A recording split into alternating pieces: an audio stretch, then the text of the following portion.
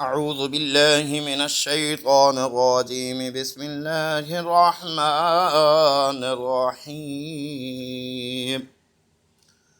لم يكن الذين كفروا من أهل الكتاب والمشركين منفكين حتى تأتيهم البينة. رسول من الله يتلو صحفا مطهرة فيها كتب قيمة.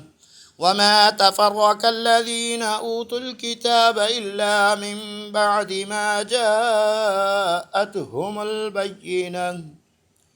وما أمروا إلا ليعبدوا الله مخلصين له الدين حنفاء ويقيموا الصلاة ويؤتوا الزكاة وذلك دين القيمة.